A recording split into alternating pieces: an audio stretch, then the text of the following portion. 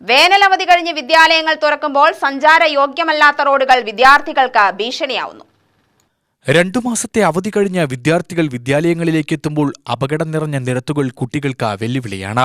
കാൽനടയായും മറ്റു വാഹനങ്ങളിലും സ്കൂൾ ബസ്സുകളിലുമായി 100 കണക്കിന് വിദ്യാർത്ഥികൾ സഞ്ചരിക്കുന്ന റോഡുകളെല്ലാം പൂർണ്ണമായും സുരക്ഷിതമാക്കാൻ അധികാരികൾക്ക് കഴിഞ്ഞിട്ടില്ല. കുനിശ്ശേരി പല്ലാവൂർ റോഡ് നിർമ്മാണം പൂർത്തീകരിച്ചെങ്കിലും ജംഗ്ഷൻ മുതൽ സ്കൂളിന് മുൻവശം വരെ നിർമ്മാണ പ്രവൃത്തികൾ നടത്തിയിട്ടില്ല. Chinmaya Vidyalaya, Pallavur government LP school, Kunissery school എന്നിവിടങ്ങളിലേക്കുള്ള വിദ്യാർത്ഥികളെ കൊണ്ടുവരുന്ന വാഹനങ്ങൾ ഇതുവഴിയാണ് കടന്നുപോകുന്നത്. കഴിഞ്ഞ വർഷം ടെൻഡർ പൂർത്തീകരിച്ചു പോയെങ്കിലും ജംഗ്ഷൻ മുതൽ 300 മീറ്ററോളം ദൂരം വരുന്ന ഈ ഭാഗത്ത് നിർമ്മാണം നടത്താത്തത് വിദ്യാർത്ഥികളെ പ്രതിസന്ധിയിലാക്കും.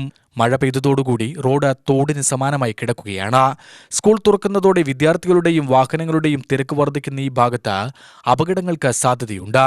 റോഡ് നന്നാക്കാൻ ബന്ധപ്പെട്ട അധികാരികളുടെ ഭാഗത്തുനിന്നും ഇനിയെങ്കിലും നടപടിയുണ്ടാവണമെന്ന് കുനിശ്ശേരി ജനകീയ കമ്മിറ്റി കൺവീനർ ഷംസുദ്ദീൻ കുനിശ്ശേരി ആവശ്യപ്പെട്ടു.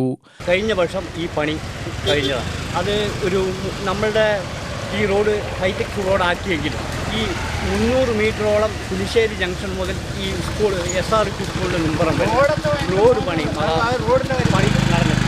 അവരുടെ ടെൻഡർ ഇതുവരെ ആയിട്ടുള്ളൂ എന്ന് പറയുന്നു.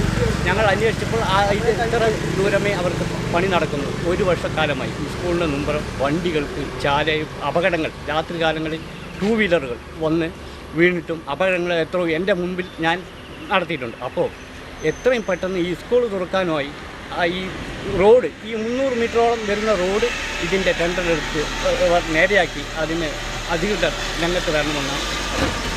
UTV news, Palakkad.